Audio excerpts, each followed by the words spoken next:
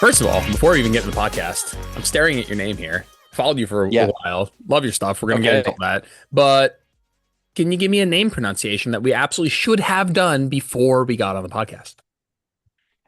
So the white version is Edin Sehovic. The way that I was like given, my background, my heritage, I don't really talk about much because it's usually a can of worms I don't want to open up.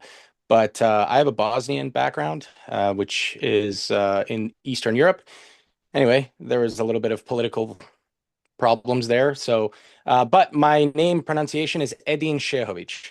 Most of the people that are from that neck of the woods, whether Bosnian, Serbian, Croatian, doesn't matter. I have no issues with that, by the way. People are like, oh my God, how do you feel about I don't feel Yeah. any type of way about it, which is why I don't talk about it. But yeah, they know right away. My name is very like stereotypical Bosnian, even though most people here have never heard of it. There's only one Bosnian person I can name, and that's Edin Dzeko. And so Edin, Yeah. we could have, Yeah, we could yeah. have just went from there and have no, listen, familiar to on a very like singular level on what goes on there politically in the world. But yeah, Yeah, big soccer fan. and So and Edin you don't Dzeko's need the to man. be. Yeah. Right. That's True, right. true, And true, true. well, see, but how many people even know who he is? You know what I mean? I'm like, that's usually, I don't know how many Americans even watch soccer. You know what I mean? So I'm Yeah. like, damn. I mean, they call it soccer. They would never call it that, Right. in Europe. But yeah, Edin Dzeko is, he's another famous Edin. I think he's definitely way more famous than me, though. Do you ever travel back there? You have family back there? Your parents are first generation came over. You're Canadian. Yes, so I'm actually born in Canada, to make things a lot easier for people.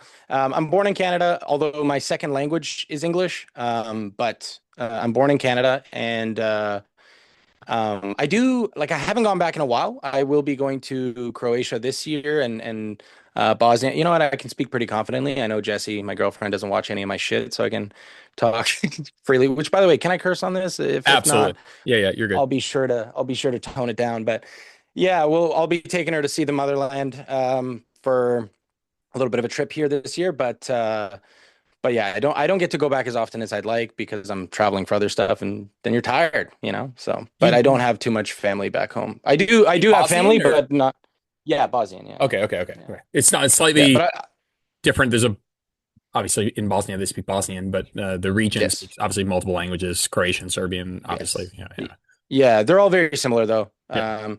As I grew up hearing all the time from my dad, it's all the same shit, different pile. So, True. it's slightly different. The way I would equate it is technically there are different languages. That is true, but it is more similar to how you would say Aussie English versus Americanized English. Like there's differences in some ways you would set up some sentences, sentence structure, and so on. But then there's also different word choices for different things. But like for example, in US, you would never hear someone say taking the piss, but that's like a normal way of speaking in maybe Australia or even the UK. So that's how I would like to make it easier for people is like I can understand quite a bit of or everything that like a Croat or like a Serbian might talk about. We can understand each other, no problem. How does that side of your just you and your upbringing and your family and your inner circle affected? Things are just different there. Things are different in all different parts of the world, by the way. But Yeah. my family are from the Netherlands, and my we speak Dutch. My family are they are from many of them still living there, and Yeah. that has impacted me in some ways of just how I look at the world, but also how I look at exercise and nutrition. And do you find that you look at it more through like a westernized lens, or do you feel like there's still some of, or just what do people the way like people in your family look at how you maybe approach nutrition and fitness, and you're way more Yeah. jacked and take fitness maybe more seriously than they do over there. Is any of that kind of come Yeah. through in your life? Oh my gosh, that's like a whole interesting can of worms. I've actually never talked about that on a podcast or even maybe in a video, but yeah, massive impact. So your upbringing, cultural, social, geographical, I think it has such a massive impact on how you eat, how you view fitness, as you said. But like a big issue for me is like growing up. I don't want to say my parents always supported me, so I'm going to preface this in saying my parents always supported anything I wanted to choose to do as long as I wasn't, trying to hurt someone or myself. Um, and then in those things they drastically did not support. They were very clear on that. But no, they would support everything, but there was always comments made about you said you're more jacked. Maybe now. I was always like a super skinny kid. But growing up as I was like gaining that weight, I went in my freshman year, as the US call it, in my first year of uni, I gained 50 pounds. So obviously not all muscle, but a substantial amount of muscle. And so I looked very different from when I started uni. And that definitely is, the freshman 15. Yeah, it's a lot of weight. So for those watching, that's like 22 kg in 1 year, which is pretty nuts. Or about 20, 22 kg. But yeah, so it's always been a lot of my parents going like, "Oh, you're ruining your body. You're making yourself look gross, this and that." Like they wouldn't feel bad about saying comments like that. And again, my parents love me. They don't say these things anymore. They know it's not really helpful. They know it's not going to change anything. They're learning a little bit more with the times, but yeah, it made learning. They also had a little bit more in Europe. They have a little bit more of an appeal to nature going on, which happens everywhere, but it's quite strong. It's quite prevalent in Europe because that's all they have with their food. They're very foodie places in Europe, even in the Netherlands, right? It's the same there, but everyone wants what they do to be the most special thing.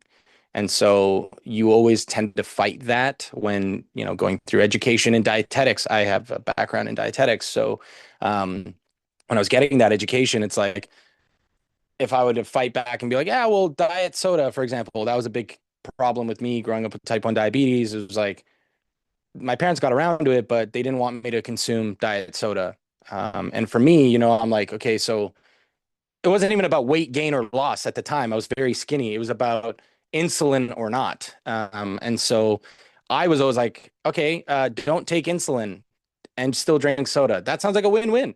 And so, but my parents were like kind of anti. And anyone in their social circle was also, they kind of viewed things the same way. So, and the grandparents as well, before they passed, they were also the same way. They were like, they don't know these diseases, but they know the natural way is the right way. So yeah, it definitely came with a lot of hurdles, I would say, in becoming who I am. But you asked, the original question was how do I view it and like through what lens? I kind of have a hybrid lens because I don't really feel like I fit in the Western society, but I also feel like I don't fit in very well back home, if you want to call it that. I mean, home is Canada for me. I'm Canadian. I am, my heritage is Canadian. I just have a ethnic background, maybe that's slightly different, or my parents are geographically from somewhere else, but I am Canadian, despite the fact that in many ways I don't feel like I fit in here and I don't feel like I fit in over there either. So it's a tough, tough place to be, but it is what it is. I'm myself and I'm now thankfully fairly confident in who I am. Well, you can. We have a safe word here, and safe word's watermelon, and we just move on from a topic. But if you wouldn't mind, what makes you feel like you don't perfectly, or listen, the idea that you should perfectly fit in somewhere is a philosophical line of questioning we don't need to go down. Yeah, But would love to no, I poke around love if it. you would be open to talking about what makes you feel like maybe you're not, perfectly fitting in where you're at. Yeah, no, wow, it's free therapy. Yeah, I mean, look, because I don't really agree with the idea. Like, obviously, typically, I agree with the idea that natural is better, like 70% of the time. If you consume a whole food diet, or say 80% of the time, I guess in that case, if you consume a whole food diet, obviously that's going to be better for you. The less processed it is, the better for you. But that doesn't mean that it's, processed equals bad. As you know, it's a common theme on both of our pages and both of our content.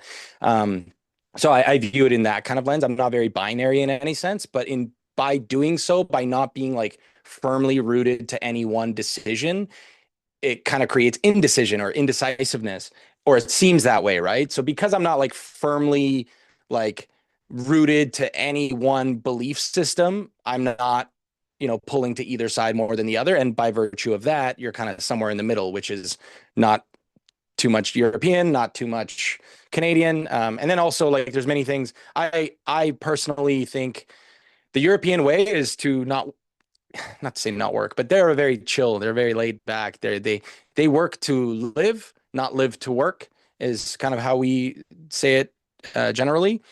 And I think there's something to loving what you do to like I love what I do to work. Like when I work, I love working.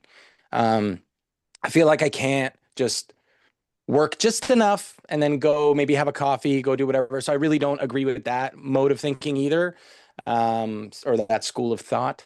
So for me, obviously that's a very privileged take that you can love what you do and you love your job, but not everyone can have that.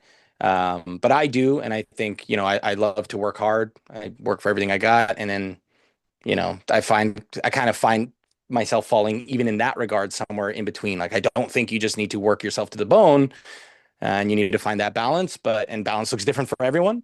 As you kind of alluded to, these are all like philosophical questions that everyone has to ask themselves. But yeah, for me, that's kind of why there's many ways in which I'm like not fully to one side, not fully to the other side. I'm kind of right in the middle, and that's what makes me me.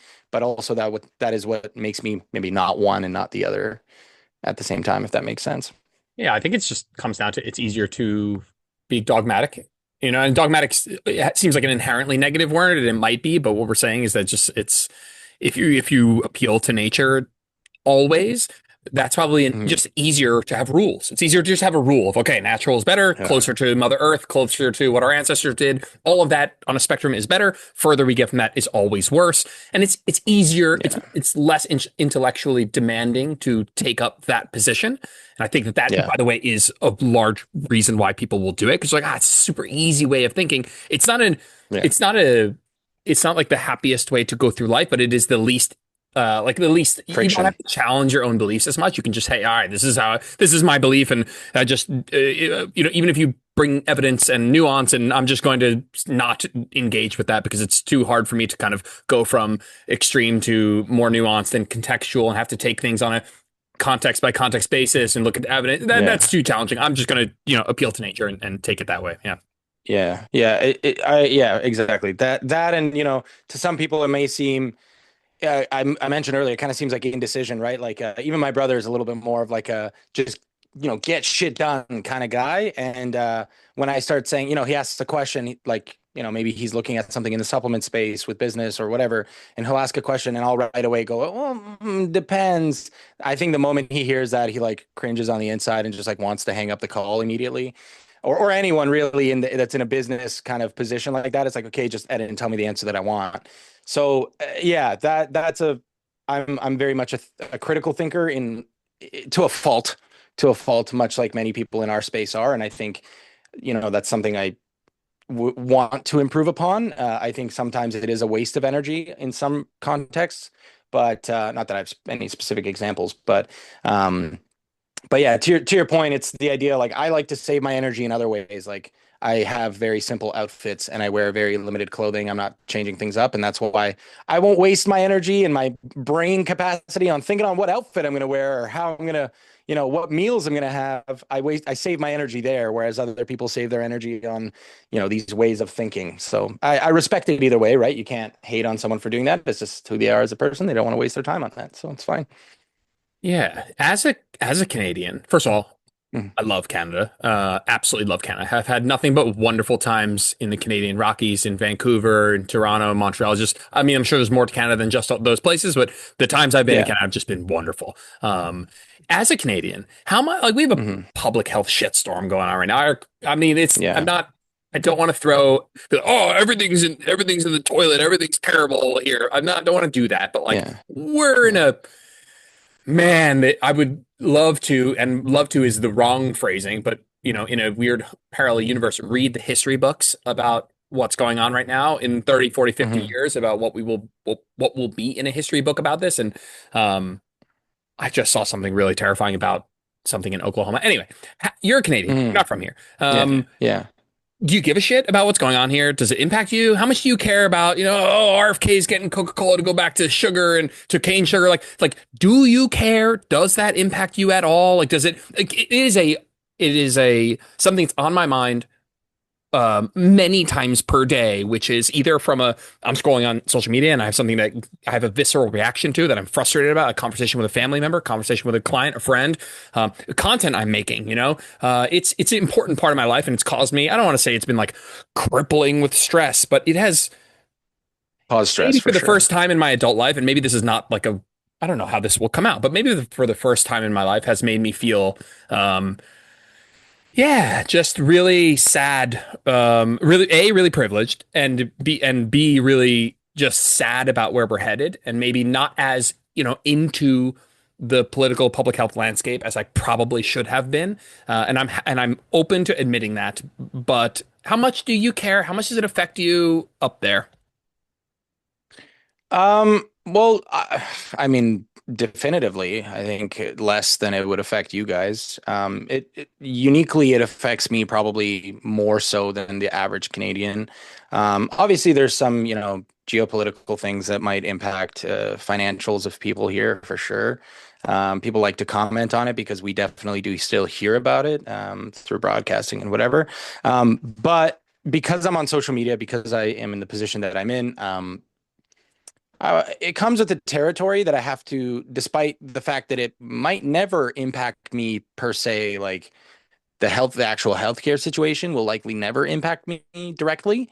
But, a lot of my clients, it'll impact them or a lot of my followers, a majority of my following is US. So I think it's very important for my messaging that I choose. If I'm choosing to create content that speaks to 55 to 60% Americans, it's important that it's relatable to them. Whilst also trying to not be, ghosting out the rest of my following, but it's just the way that it is, and it's kind of top of mind for a lot of folks. So they're, you know, they're tagging me in a lot more stuff Yeah. from RFK and Yeah. I try not to mainly because I feel many different ways. So I'll divulge down like a little bit of a rabbit hole here, and then if it gets annoying, you guys can always cut it out. But um, there's two things that I think are really interesting about this. One, I don't remember what year it was, but it was when we were quite young. Like I think I was a teenager. I mean, I'm 30 years old. I'm in 1995, so I think we're similar in age, Yeah, I'm ballpark. 33. Yep. Yeah, okay. So, when we would have been maybe young teens or like kids, um, the cereal brands actually did pull out food coloring. I don't know if you remember this, but there was a short period of time where they did remove food coloring, which is like this whole push. Like, obviously, there's the seed oil debate and whatever. And the food coloring one is the one that makes me laugh the most, though, because they literally did this by choice. And what ended up happening is the Canadians kept it without food coloring because the sales were still okay. They were untarnished. But in the US, the sales went down dramatically. So what did they do is they reintroduced the coloring because clearly Americans cared about the color of the food that they were consuming, most namely Fruit Loops. And so that is why Canadians have a different color of Fruit Loops from the American one. It is not because someone is trying to harm you or whatever. It is a simple business decision made back in the day to display two different demographics, right? While Canadians and Americans are truly like the same shit, different pile, but they are still different. No matter how you want to cook it, no matter whether I want to admit it or not, like we sound the same, but we do clearly have different buying habits. So that was one thing that I thought it was like really funny when that kind of like whole like people had a very like short view on that, I guess, or very like narrow lens. They were looking at it through like a narrow-minded lens, which was crazy to me. It's not about being poisoned, but hey, people want to have their conspiracy theories. The other thing that I think about this is like, yeah, I really with healthcare, I struggle with it a lot because talking about it, the US, specifically US healthcare. I don't struggle with talking about healthcare topics and I don't struggle with having debates with people. In fact, I've angered the vegans today. So they're all coming after me, making posts and whatever and Oh, that. tagging me, which is great. I think it's great when it's like there's a few that are like genuinely good discussion. They have great points, and I'm all for the vegan movement. By the way, I'm not like against it. I think if you have something you're passionate about, that's great. But just like let's talk about real facts. And so if you can talk about real facts, which with a vegan diet you totally can. But I'm moving past that. The healthcare, talking about healthcare is like, when people criticize they say, oh, well, who are you to give healthcare advice? And it's someone who's like a little bit heavier. That's kind of how I feel giving advice to Americans on healthcare, being the Canadian. It's like, oh, who the hell are you to talk about this? You're not even affected by it. So I don't want to feel tone deaf in or seem tone deaf to people. despite the fact that there are some very clear, unless it's like very clear, like guys, you're just being stupid, then I tend to not make comments on it. But if it's like a very clear, like super easily explainable thing, like the color in Cheerios or the seed oil debate, if you want to call it that, which people still want to have, yeah, those are the only times when I'll really like jump in, when its impact is massive in the amount of misinformation it spreads. Yeah, I don't think the changes that are what I want to be careful with the words. I want to be intentional with what I'm saying. I Sure, think that sure. the so let's take RFK and let's take some of the things that are happening. Let's say I think that one of the things that our country on an individual lacks from an individual perspective lacks is the understanding of what's called opportunity cost, which is like each Yeah, decision is also simultaneously a decision to not make a different decision. And so if yeah, there are a finite amount of resources and you choose to do X, yes, that means you're also choosing not to do Y. And so when we look at things like, getting Coca-Cola switch back to cane sugar, or we get, and ironically, there's an assumption here that these are all good changes and that the only downside is that we're not making other better changes. But the sad part is some of these changes are just not even good changes, like having, yeah, yeah. making a push for fast food companies to switch to beef tallow, or Coca-Cola to go back to sugar. Like these are benign, either net Neutral, neutral slash neutral. neutral to Yeah, negative. Frankly, if you ask me if yeah. somebody, company switching from canola oil to tallow is a positive, I'd say it's easier time arguing that that's a negative, but I would still call it roughly neutral because the biggest issue is calories in fast food. My point is things that are happening in this country in my country in the United States are, and Sure. the reason I ask is because like whether or not you live in the United States, it is a macrocosm of what you deal with from a client level. I'm sure on an individual, from Yeah, an individual level, yeah. where it's a misunderstanding of what people should focus on, and on an individual Mhm. level, we have an opportunity cost of the finite cognitive resources and financial resources that individuals have. So you might be working with a client who is thinking now that, beef tallow is healthy, right? Or that sugar is better And than, guess what they're going to do more of? They're right. going And to start consuming more totally. of it. So Exactly. whether Yeah. or not you're in the United States, these changes are representative of things that people struggle with, and now will struggle with more, seeing as they might look at this as an affirmation of those beliefs, naturalist fallacies, this just a misunderstanding of the hierarchy of what's important. And so I do think that Mhm. whether you're from the United States or not, you might not be like, hey, I'm up in arms about what's happening to this country. I might be like, hey, let's use this. Let's say I was not from this country, but hey, let's use what's happening here to have a discussion around, misunderstanding of what's most important when it comes to nutrition, because that is what's happening Mhm. here. We are like, hey, or what's the misunderstanding of what's most important when it comes to health. Like if we are like actually trying to make America healthy again, and you're somebody who doesn't know anything, and you're seeing where the priorities are right now, you might be thinking, oh, cool, for me to get healthy, I really got to buckle down on that ingredient list. It's like, Yeah. that's the information you're getting from the top right now. That's the most important thing. We have people outside picket signs, avoid the food dyes. Like when in reality, Yeah. like I didn't even know that we would go down this route right now, and I do want to No, I do. love it. I love Is it. there is there anything on that you want to talk about? Because I do want to make sure we have a discussion about your diabetes.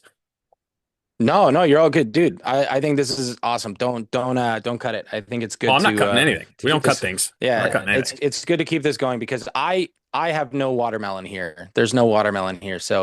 Um so I don't need a safe word to talk about anything. If I don't want to talk about it, I just will not. So no, the thing that I think is that needs to be said, and I think I'm somewhat diplomatic in the way that I address things online, even right now, but I'm unfortunately quite blunt also, which maybe comes across that I'm like this big anti RFK, which is not the case. I think that people just need to understand that I don't think that the intention is that, by RFK is to not be, making healthier changes. When they say make America healthy again, I genuinely believe that they believe that. Like I'm not sitting here saying that they don't believe that, but to your point, they're utilizing resources, most notably time. If you want to say, oh, they're paid the same amount, whatever, like sure, but they're using their time focusing on this, and that's a resource, and their bureaucracy. They're using all of these people's time that they're paid for to go now hunt for or to go make calls all day long to Coca-Cola to make the change to cane sugar. Well, the irony of that decision is that's net neutral in a vacuum. But in an economic level, on an economic level, the US produces corn, which is why high fructose corn syrup is always on American labels and not the British, the Mexican, whatever, because there are economic reasons for why they choose certain ingredients also. So corn, we produce a lot of, and if we can create, the same sucrose glucose combination for something that we produce in house, we being Americans in this case, if we can do that, then that means we can create the same product that everyone loves for cheaper, making it more accessible for people, making more people want to buy it. And as a business decision, that makes so much sense. And then for a consumer, that makes so much sense too, because you're like, cool, I'm getting Coke for, call it $1, just for simple math. Next week, when they change, you're inevitably going to be paying for now an import tax because that product now contains cane sugar, which sure, the US can probably produce a little bit of, but not enough that they can mass produce how much Coca-Cola people are drinking. Therefore, now Coke goes from $1 to $1.50. And that is the rough scale of the cost difference. And that may not seem significant on one Coke, but if you consume at one a week, that's going to be a substantial change to your grocery bill. And most people don't. They consume a lot more than that. So that's kind of what I'm trying to say here is like, and you're trying to like, we're echoing the same point here. And I don't want to sound like just beating a dead horse, but every decision and indecision has an outcome as a result of it. I don't think the intention is wrong, but there is a difference between intention and outcome. And so the intention is to make America healthier again. What I see this as is a massive waste of money, a massive waste of time, and it could be better used to create more affordable food options for people. Invest in, I'm not a politician, so I'm not going to make all the right things and I'm not going to make all the right suggestions. I'm also not an economist, which are very important in this, right? Like, will it be easier to tax sugars or will it be more effective to maybe subsidize canned vegetables and fruits or frozen vegetables and fruits or subsidize producers in some way? Like, what's more effective? I personally don't know because I'm not an economist, but those are the questions we should be asking to try to make the foods that everyone agrees across the board are healthier for you. Let's try to make those more accessible to food deserts, which people act like, oh, that's just, Arizona and fucking Nevada. No, it's not. It's actually a large amount of the US and in our case, Canada too. Like, just imagine those, film situations of the Inuit or these people high up in Alaska or in Canada and the Northwest Territories. These villages exist. They're not like massive, but you have to take planes to bring produce or to bring anything there, grocery wise, right? So an Amazon delivery has to come by plane. So while it's not a majority of our population, you can't disregard 200,000 people. They still have a very important job. There's scientists that work up there in the Arctic. There are all of these different things that are very important for global warming, for whatever else you want to say, whatever their jobs are. These people are important. Every person is important. And so I think it's important to understand that, like, even canned food, it's probably not the best thing because they're heavy now to bring on a plane. So in those specific scenarios, maybe it's not a better option, but, trying to think of these ways to bring these produce, because when you bring a friend of mine used to live in Nunavut, which is like the tippity top of Canada. It's like, when you think of frozen tundra, nothing grows there and whatever. So she was a teacher there. Right. And salary of a teacher, not very high. So she would pay like $13 Canadian, but still that's like $10 American for a thing of lettuce or for a thing of spinach, and most of it's already wilted. Like the in the grocery store, it's already wilted. So those are things that, it kind of goes back to, I don't remember how you phrased it earlier, but one of the things I wish people could do, and unfortunately social media gives you curated imagery, but that's why I wish it's so important to travel. I wish if people could afford to do so. Obviously, that's a very privileged thing to say, but I think travel is the most valuable experience that any person can have.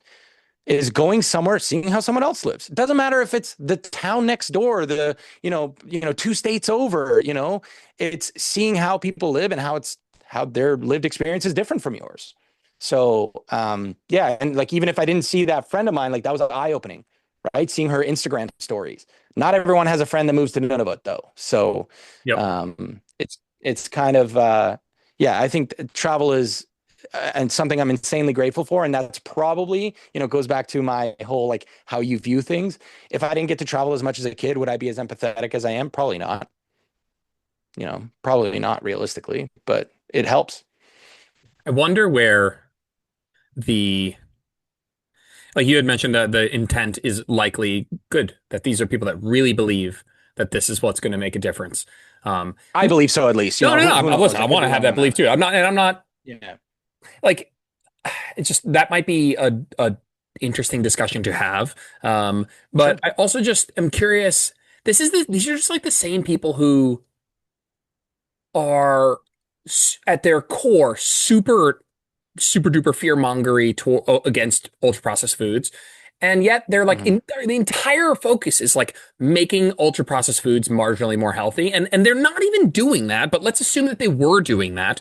It Hmm. feels icky that if you pulled any of these people aside, prior to this administration where they got, and I'm thinking of people like the Food Babe, Max Lugavere, some people that have been propped up now due to this administration. If you pull them to the side at any point before they got this big bump in notoriety and said, what Hmm. would be the most important thing for people to focus on? They'd be like, eating a lot more whole foods, a lot more fruits and vegetables, like, less ultra processed foods. And then now, hey, where's the vast majority of our time, money, energy being put towards? And it's like micromanaging ingredients on ultra processed foods.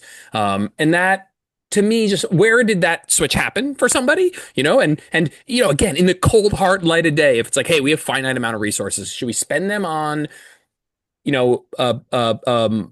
of like a gentleman's agreement with Hershey's to get rid of, by the way, not get rid of dyes, but find new dyes, which we have no Yeah. idea if they will be better or worse or the same. We don't even know They'll if the taste dyes that different. they are getting rid of are bad. So we don't know if those are bad. Frankly, we do not know that. Actually, much easier to say that they are not bad. Let's say they are bad. We have no idea that the new dyes are good. My point is, what are we talking about? Everybody would agree we need to eat more fruits and vegetables, whole foods, legumes, nuts, seeds, lean meats, fish, whatever. And I'm just not seeing that in the rhetoric among people in power right now. And I'm just I'm just curious, when did that?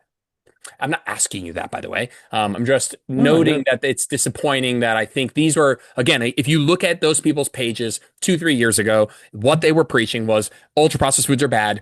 They were like pro eating off a cutting board style. You got to eat whole foods. Everything's got to be organic, grass fed. And now they're like, mm, we're pumped that red 39 will now be, or that we're going to use beta carotene, and beta carotene sounds like it's good for you. And so this is going to be such a big win instead of red 40. And I listen, if you could snap your fingers and you can get out all dyes out of food, because I will say they're non-nutritive, right? They don't, no, non-nutritive yeah. means something slightly different, but they're not providing some Yeah. sort of nutritional value. They are there Yeah. strictly for I would sensory go so growth. far as to say they're kind of, I don't they're actually not even useless to your Yeah. point about sensory. Yeah. They can increase the, perceived Sure.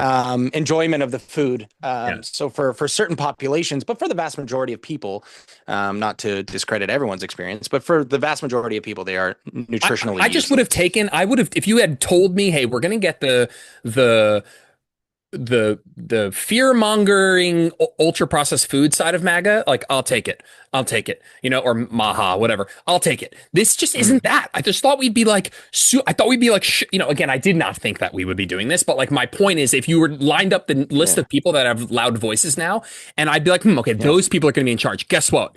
Ultra processed foods are going to be super mega demonized. Instead, they are, I don't know if they don't know this or not, but they are making fast food seem healthy. They are providing health halos to food that will never be healthy. And I'm not Yeah. saying foods that you can never eat within the context of a balanced diet and still be healthy. I'm just saying foods that are low in nutrition, low in fiber and calories and micros and the things that people probably need to eat more of. So I just, I'm Yeah. just Sorry, high in calories, low in all the rest. right, Yes. right. The high in Yes. calories and low Yeah. there. Yeah. So Yeah. Yeah. disappointed. If you had listed all those people, I would have expected.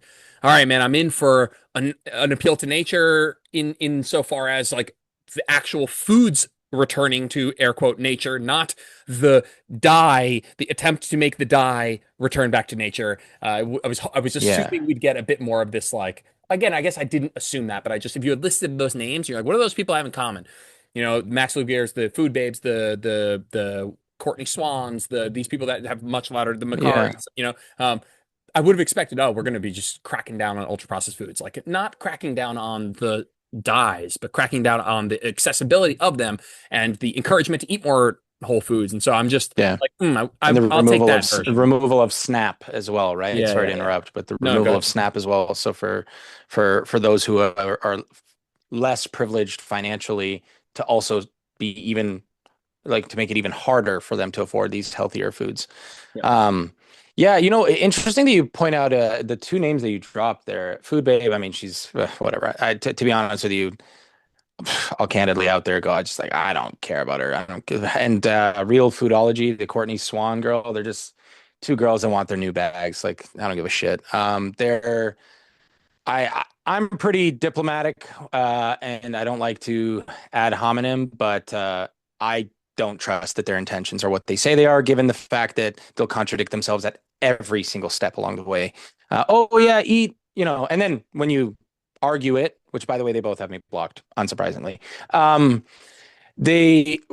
you bring up arguments, and by the way, if you go to look at any of my videos where I introduce these people, especially if it's for the first, second, third, fourth video, the only real person I've ever ad hominem is Paul Saladino.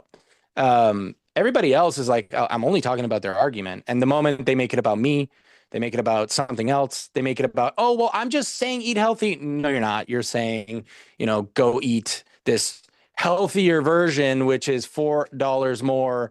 The problem is people like the silver bullets. They're really leaning into the silver bullets. They're great at sales, whether they want to call themselves salespeople or not.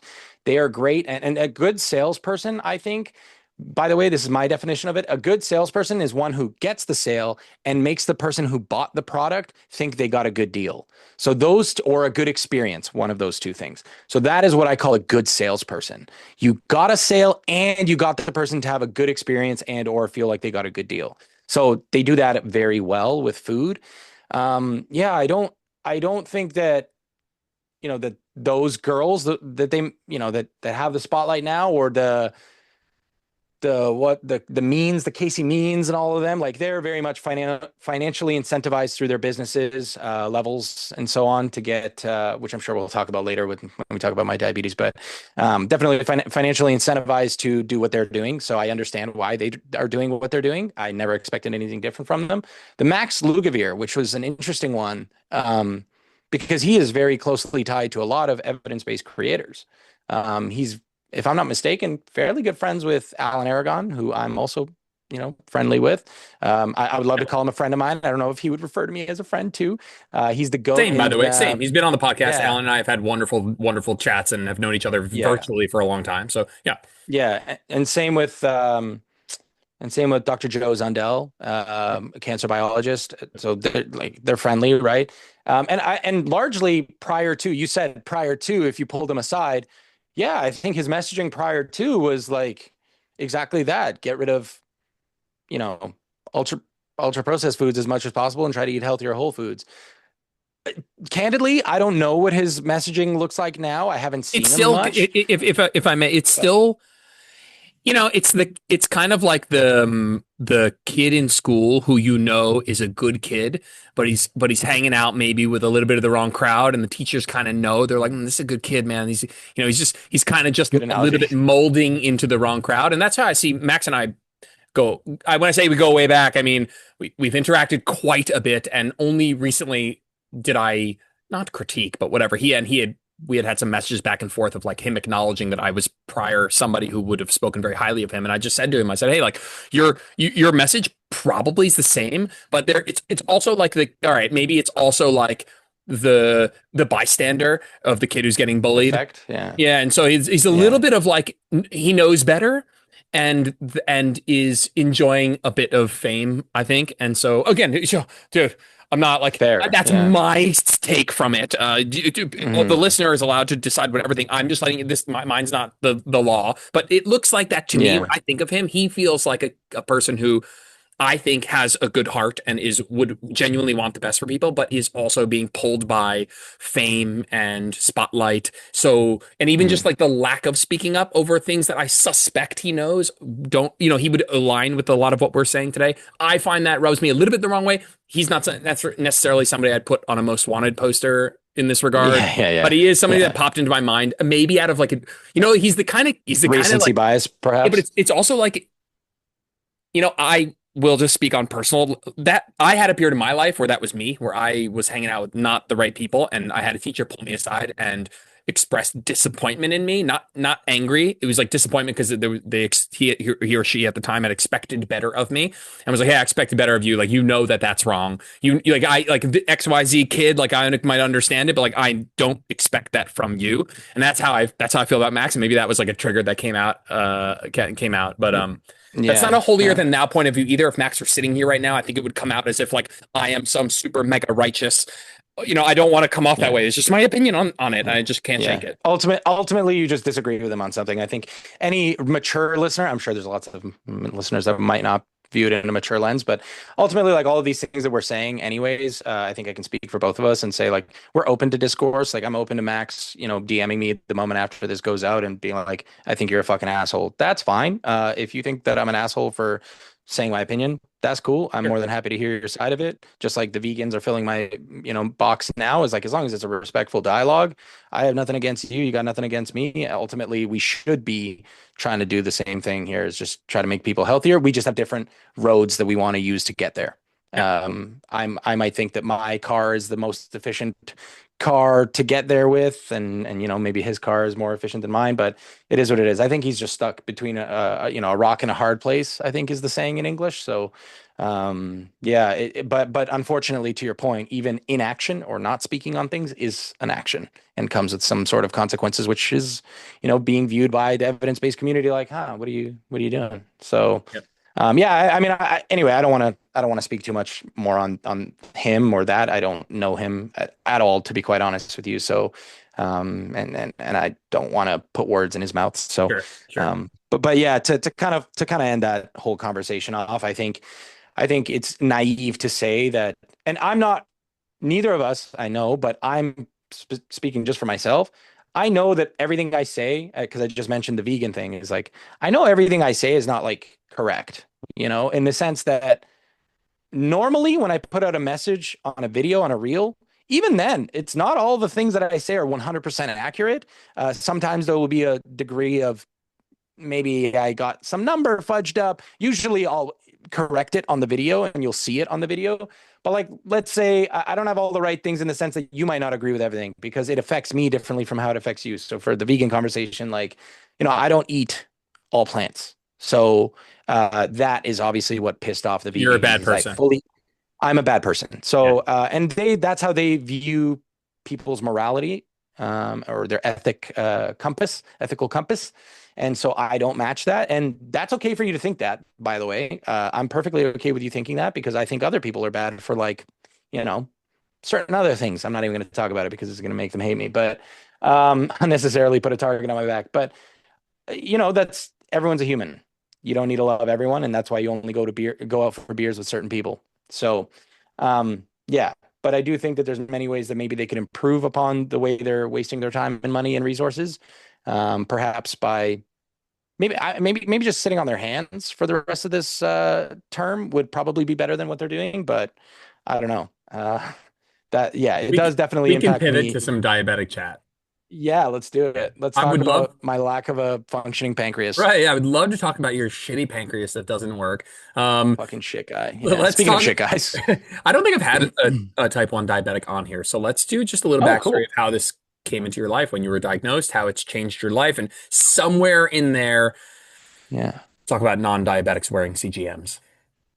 Oh, I mean, I hinted at it, I guess, a little earlier, but yeah. So I was diagnosed in 2009, October 16th. October 16th. It was a Friday, well, Thursday going to Friday. And so I went for a doctor's appointment. So I'll give the whole I'll give the whole story, but try to make it abbreviated so that people know that I hear people go, "Oh my God, maybe I have diabetes," like all the time when they read, their what do they call it? Google MD. They find some symptoms and they're like, oh my God, I'm probably diabetic. So when you develop diabetes, obviously you might not have all of these same symptoms, but for myself, what I had was frequency in urination. So I was peeing a lot. And when I say peeing a lot, people, that's the first one they go, oh my God, maybe I have diabetes. And I go, guys, like, trust me, you'll know. It's not like a, ooh, I peed like 4 extra times today. It's like a, you don't leave the bathroom, you're peeing, you're drinking water, peeing, drinking water, peeing, drinking water on loop till you go to sleep, till you're too tired. Then you wake up to pee like 3 times at night as well. So like it's quite extreme. And so I was also losing weight dramatically. So I weighed about 115 pounds at the time, maybe 120. I was already a super skinny kid. And then, 2 months later, after summer, I lost like I was down to 82 pounds to the point where when I went to the doctor, they were like, oh, thinking, hey, son, are you not eating this and that? And thankfully, my parents were there. And I regularly go to the doctor and thankfully can do that. Privileged enough to say that I can do that. And so, it didn't end in an anorexia conversation. I mean, it existed, but my parents were like, no, no, we watch him eat. And, oh, okay, well, is he, are you throwing up in the bathroom? No. And then they're like, okay. So then they tested my urine on that Thursday. When I went to the doctor again, because my mom was seriously concerned. Like I looked ghastly. I don't have any photos from that time in my life, unfortunately, but it was truly like it was a dark period of time, if I'm honest. And so, yeah, I went to the doctor's office. Everything seemed normal. I remember vividly. And that's why I got the shirt, not because I'm a big fan of Dr. Pepper, but I was drinking a Dr. Pepper on my way to that appointment. And and I just felt like garbage, felt like a truck hit me. My eyes felt like they were bulging out of my head. And then so, you do the urine sample, then you go downstairs and they said, oh, okay, the doctor's in the office with me first before I go downstairs to get my blood work done. He says, we're going to ask you to get some blood work done. I said, okay, that's great. Why? And he goes, well, it could be one of three things. And I actually got to speak to my doctor when I went back to Toronto this past, because I'm family friends with him now, but after he's no longer my doctor. And his son is like one of my best friends. And so he he goes, okay, so it could be one of three things. We found sugar in your urine. You could have pancreatic cancer, which would probably be the worst case. You could have diabetes, or it could be nothing. And that's kind of how he addressed it to me. And it was super blunt, like all doctors are. And I go, oh, sick. And so then I went, got the blood work done and thought nothing of it, went on. I had a test the next day. So I was like trying to study for that. I remember, and I was playing a lot of tennis at the time, but that day, because of the appointment, I couldn't go to tennis after school. So instead I had the appointment. Then at 2 in the morning, they call, they're like, hey, get your kid to the hospital ASAP. My parents wake me up and take me to the hospital. The rest is history. I'm diagnosed with diabetes. It changed my life absolutely forever, because even before I got a degree in dietetics, food has never been just, food. Food has always been a number. There's always an association of a number. How many carbs is in this? How many, like, people always think, oh my God, like, when people go, I don't want to develop a bad relationship with food, so I'm just never going to track. There's validity to that not tracking sometimes. And, maybe if you have a struggling relationship with food, but frankly, I didn't have a choice. And it does impact your relationship with food. Not having a choice, where there would be periods in my life where I would just not track. And that would not end well for me, because I would be high for days and then take too much insulin, overcorrect, and be low. And yeah, it changed my life dramatically. So now I see, food largely as a number all the time. And I'm constantly checking my phone. I got a CGM. It's telling me right now that I'm high, going even higher. So, but I took insulin before this. So before you guys panic, it will probably go down. It's just the stress of being on a call like this also raises my blood sugar. So yeah, it's just these little things that like you don't think about that now makes you a little bit more sensitive to this. Was there a as a point person. early on, maybe? Sorry to cut through you. Was there a point No, early you're on good. where your brain? I have a family friend, and I remember it was back when I was personal training in the gym, and he was very young. He was like 10. Sure. This is when he was going through that. And so right after that had happened, I hadn't seen him for a few years, but I heard through the grapevine, through his mother, et cetera, that he was just struggling with the view of carbohydrates being bad because they now cause him to think so much and just generally almost like blurred the line of like, hey, just because this is something you have to focus on doesn't mean those things are bad for you. Did Mhm. you ever struggle with like, hey, just because I have to manage my carbohydrate and thus my insulin, that doesn't make those things bad for me? They're just a thing I have to manage. Did you struggle with that? So such a great question. Never been like formally asked that and in any capacity, and I think that's a great talking point. Um, when so when you go through it all, the easiest, I was in that position. I was 14 at the time, keep in mind. So I was like going through puberty, and so for me it was like, oh, whatever, just forget this, screw this, like do whatever I need to do, just keep it in the back of my mind, don't really think about it, live normal, try to be normal. And I keep in mind I played a competitive level of tennis, so I'm already the weird kid. I'm already the kid that's like Yeah, I played tennis, man. barely Tennis is a at great sport. school. Great sport. Well, I got all the, the hazing of like, you're a play pussy sport, whatever, whatever. I digress. I love tennis, Yeah. but, back then it's like you're leaving school for tournaments or whatever. So I already had that like target on my back in terms of I wasn't the normal kid. So I didn't want to have another target on my back being not normal as kids do at that age. So, but when that started happening, my parents would be the constant voice in the back of my head. And God bless my mom. She obviously just wanted the best for me, but it was always just nagging me about like carbs, this and that. And yeah, it became like carbs are bad.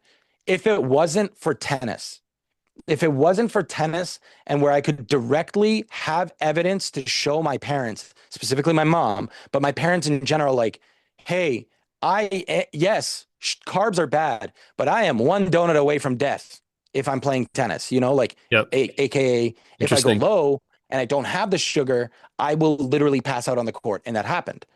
So, not to say that it was that moment. For me, it was never that moment, but maybe for my parents, me like passing out was the moment they realized like, oh, we can't be so binary about this. We can't just be carbs equals bad. So while that didn't translate to everything that they learned about, it definitely was like the thing that helped them learn that maybe not all things are just in a nutrition space, at least, are just this equals good, this equals bad. It wasn't that black and white. Because again, right, with carbs, like yes, if I'm drinking this Gatorade, for example, and I do nothing all day, and sure, like maybe that's like just a useless waste of calories. But if I'm on a court and my blood sugar is going low and I drink it, that is the difference between not only me performing well, but me passing out and having to quit. So yeah, it was quite that would be, I guess, the general. I don't know that there was like an exact moment, but it took probably 3 or 4 years even to get to that point, which is a lot. But I'm grateful for diabetes in many ways because it gave me a platform to teach people, which is what got me into dietetics and got me into learning about nutrition and then communicating it online in general. I think you make a good point about it probably happens very quickly where you're like, oh, this is bad because I can't manage, let's say, my carbohydrate intake. But then like in the same breath, you're like, yeah, but carbs are also essential to me not having a different negative outcome. And so in Yeah. one moment you're like, whenever I eat carbs, it causes me extra work. And then on the flip side, you're Mhm. like, thank God I had that honey packet or whatever. Honey might even not be the best plan because it's like kind of low glycemic, but you might like, thank God I had that candy on me or whatever. Like, Yeah. so right Yeah. there's that. Okay, that dual kind of carbohydrates can occupy both a thing now that I adds work to my life that I have to manage, but Yeah. also a thing that are like super duper crucial, like you said, not passing out on the court. So that's interesting. Yeah, yeah, yeah. Yeah. Talking about choices of it is like, sure, honey is natural, and I could keep a packet of honey. Honey would definitely bring my blood sugar up like fast enough. Definitely not as fast as like an orange juice or something. But let me give you a scenario, right? And one that happens to me often. You're flying, so you go flying, and you're on an airplane. You're maybe an overnight flight, so they shut everything down. The stewardesses are like non-responsive, and it's all dark. You don't want to bother anyone. What do you bring on a plane? You can't bring Gatorade. I can't, nor like now they're okay with it. Sometimes I can, but even so, let's say you can't bring a Gatorade, or you feel weird because it's a liquid.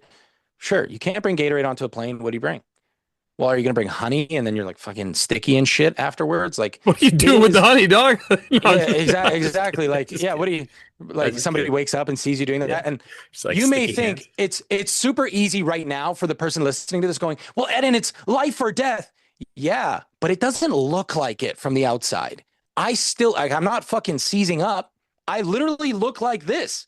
So if you see me start like pounding back a Gatorade full speed or getting honey down like this or sugar packets or whatever it is that you think would be the healthier alternative, like just pounding down dates, like Yeah, yeah. Dates with butter and hold what on. do you I'm just kidding. yeah, Bad exactly, idea. exactly. And it's like, but especially for that case. Yes. But like, that is also something you think about, right? That's a trade-off. It's like, whereas no one will bat an eye. Usually if I bring out candy, maybe they will. Maybe they'll be like, whoa, what's this big guy eating candy for? What the hell? Like, and then it'll start a conversation usually. But like, again, practically speaking, candy's easy to carry.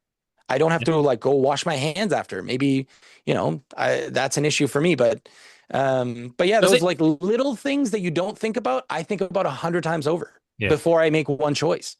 So it's something that is, the freedom to make food decisions is such a privilege in every way, regardless of diabetes or not. Like to be able to just go buy something without thinking about the price, that's a privilege, right? So I like to remind people is like could always have it worse, myself included, right? Myself included on that one.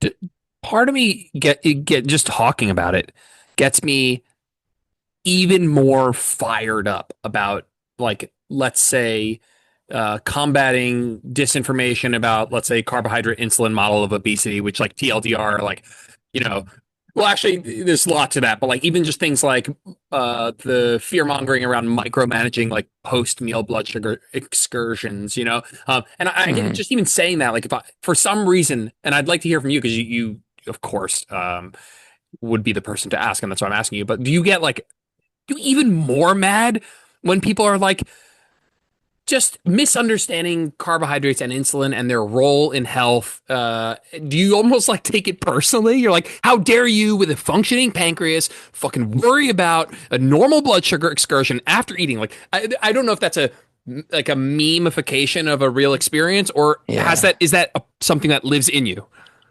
I, if I'm honest, maybe my outward reaction doesn't seem like I don't know. I'd like to think I'm pretty chill while Yeah, you yes, don't get I'm pretty angry. passionate, No, but you don't get angry. I, Yeah, I yeah. don't think I get too angry about No, things, but I will say I immediately see the humor in it. yes, And that's I'll be fair. like, I'll be like, it's kind of funny how this is something I actually have to live through, and you're like choosing to create this problem for yourself. But at the same time, it's like somebody genuinely believes it. I'll try my best to walk them off that ledge, so to speak, and try to educate them. But if they're like one of those people that um, doesn't want to have a conversation and they would rather just say what they believe and what they believe is dogma, then like, cool. Then I just sit there and kind of laugh and giggle. It's just cool. If you think that your blood sugar spike after your meal, which is completely normal and will come back down. If you think that's problematic for you and you should completely change all of your food related decisions as a result of that, then that's cool. I'm not going to waste my energy talking to you about it. What do That's you kind of how I feel about it, to be what do you honest. think about type 1 diabetics who see a low carb diet as a way of, um, or we could just say type 1 diabetics adopting a low carb diet at all? My presumption is that one would do that because there's a notion that by doing that, by eating less carbs, I will require less insulin. And for some reason, that is a good idea. Have you encountered that line of thinking? Yeah, yeah, that's always one of those. It depends. I've definitely encountered that line of thinking a lot, especially most notably from the people that are trying to dismiss somebody's struggle. So, for example, I'll be talking to a family. This is the most. It's not the type 1 diabetic. It's the parent of the type 1 diabetic Nice. where it always kind of happens, right? It's the parent of the type 1 diabetic who's like, a lower carb diet would be better, right? Tell them. And like they're Oh, like trying to get brutal. me to like get the kid. Yeah, it's a really awkward But is the situation. idea, do you think there's some sort of scientific backing there? Or is this a convenience thing of like, oh, I have less blood sugar spikes, I have less insulin management to do? Or do these people under the assumption that there's some sort of health benefit here? A little bit of both. I think there's definitely a halo effect around it, but I think it depends on how low they classify low. So that's the first part that kind of matters. I'm like, what do you see as low? The moment they have like a no idea, then I'm like, okay, let's move away from this. Let's walk off that ledge. But like, if you think about it, a high protein diet is innately reducing the amount of carbs, right? So there is definitely scientific backing behind that. And will you consume less? Will you need less insulin? Potentially, depends on what your total caloric intake is. Because remember, protein, even if I were to eat a meal of only protein, like, look, I didn't have a meal here, and I had insulin, and my blood sugar is still going up because of stress. Because I'm, candidly, for all of you listening at home, I get nervous when I go onto these calls or when I go on to even calls with my clients. So it makes my blood sugar go up, and I didn't even have anything. So there's a lot of factors that influence whether or not you have to take exogenous insulin and whether or not you have a spike in insulin. Protein does have an insulinogenic, or rather, a blood glucose response. It does. It's just different in how it spikes compared to carbs. So, will you have to take less insulin? Yeah, about a third less, more or less. But that's because of a lot of things, the thermogenic effect of proteins, et cetera.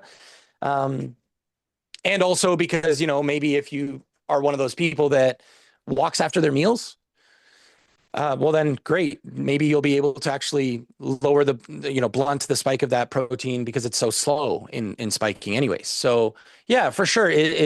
There is definitely some science to back it, but to a limit, like to an extent. Doing like a carnivore diet defeats the purpose because they pretend, and this, I've seen this, they pretend that a carnivore or keto diet is like, do this equals zero protein, or sorry, equals zero insulin for the rest of your life. Do it now. Dude, are you kidding me?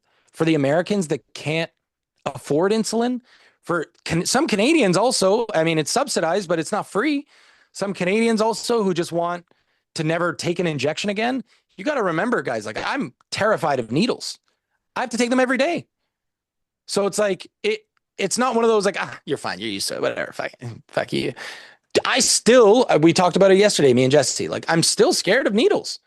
I just have to make that decision in my head of like, okay, die or don't die.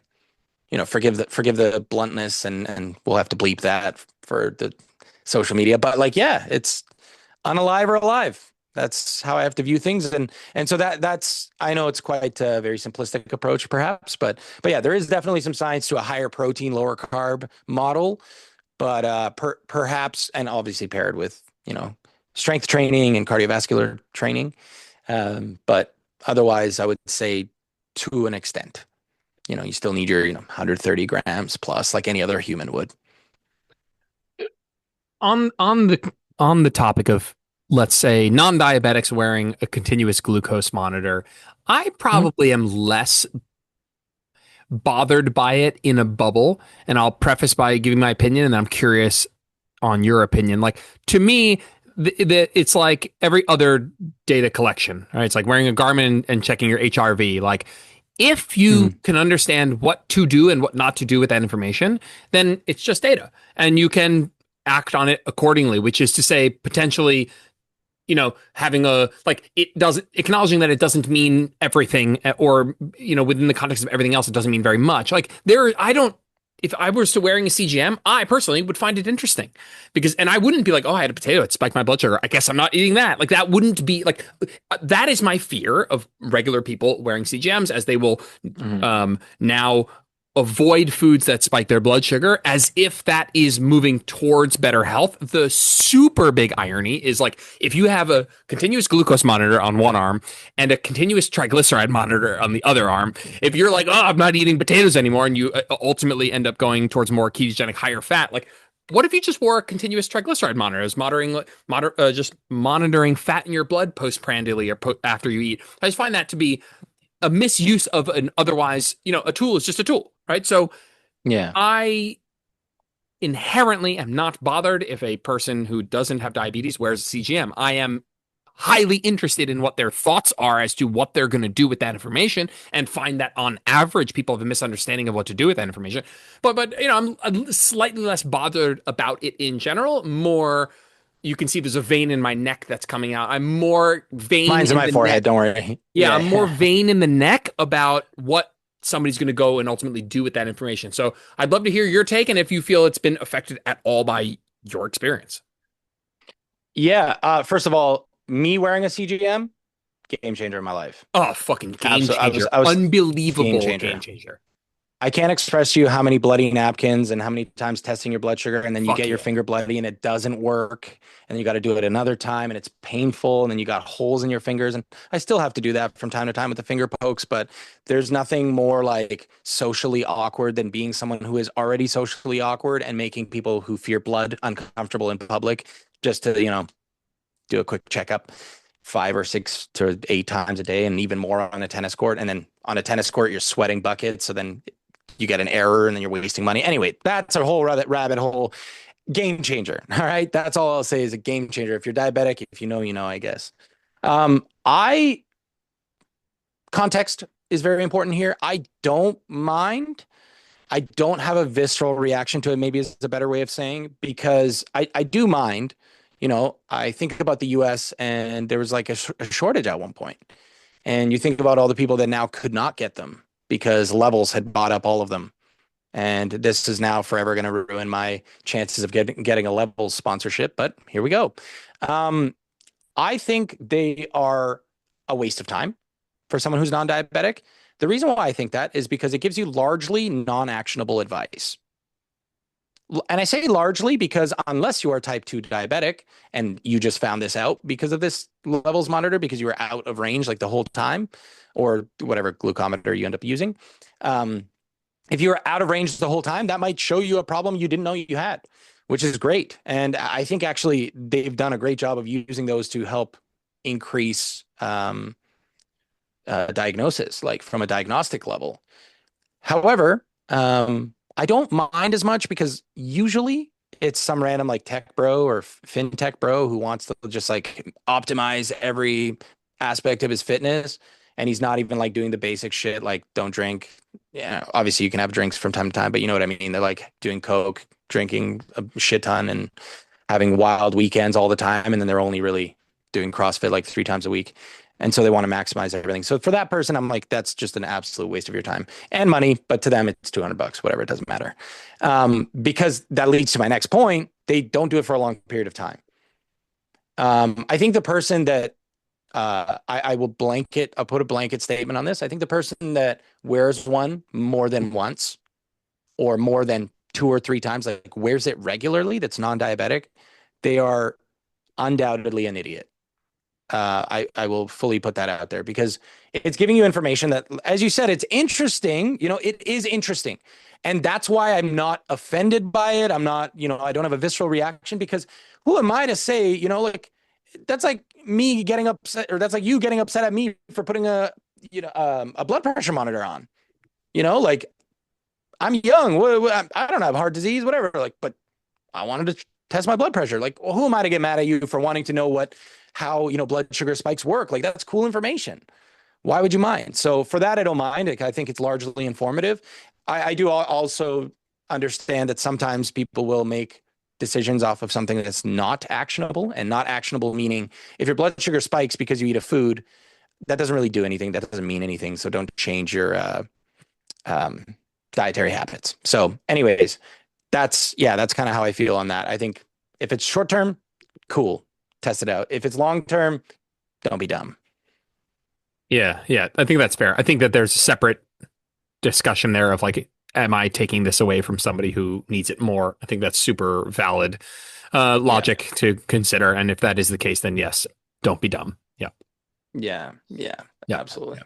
And that's, not to rope back in our public health chat, but like what's her face like also made all of her money stopping our Surgeon General owns a company that sells CGMs to non-diabetics, and it's just kind of like the one that I was referring to. Yeah, Levels, yeah. This is a weird. That's like a weird. Weird is the wrong word, and I'm going to just hold back more worse language in this one context. Okay. Yeah.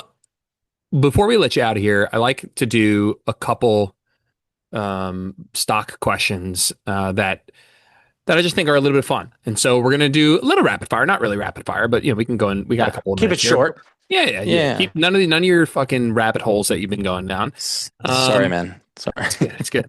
It's good. Let's do things you do that you think have some sort of positive effect, but are currently not, don't have a whole host of evidence but behind them.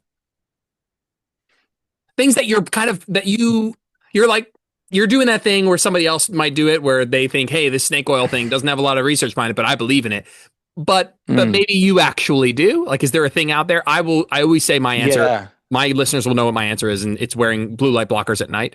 And so blue light blockers at night, Cool. like just like not like unbelievable systematic And review you of also, I can RCTs see it. and You have it on your glasses as well. You have the lens, the tint the mostly from like the I tint. stare Yeah. at a for fucking 16 hours a day. So Yeah. that's just Yeah. like a Yeah. Fair for enough. eye strain, but like dark amber glasses at night because I think Okay. it anecdotally makes me feel like the light I'm taking in is less stimulative. But hey, no Sure. amazing research. But if you ask me if my client's like, hey, I'm not sleeping well, I might mention that. What is there Sure. something in Sure. your life that you're like, I do that? I don't. Yeah, Yeah. I won't give you any other bad Yeah. ideas. Yeah. But No. No. You're good.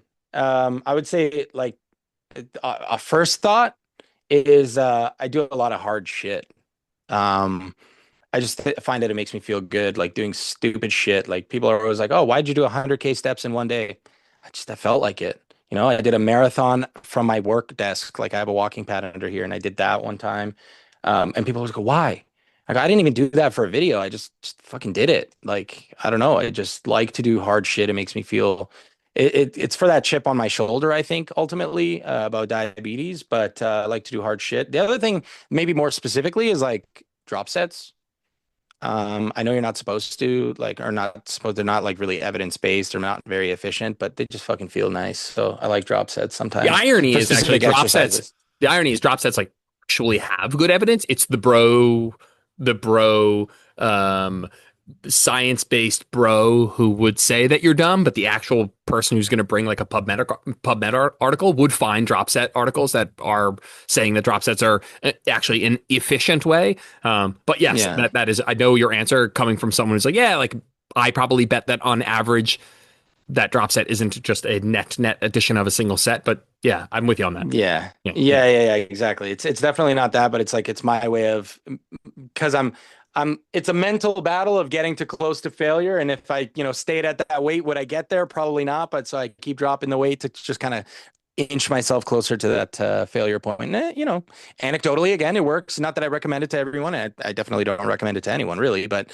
yeah, it's just something I like. So if I'll sometimes bring it up as like as you said, it's my experience. So Sweet. Flip side of yeah. that discussion is something that you absolutely know is good for people that you would recommend to others, but you yourself either don't do at all or struggle with or could do better.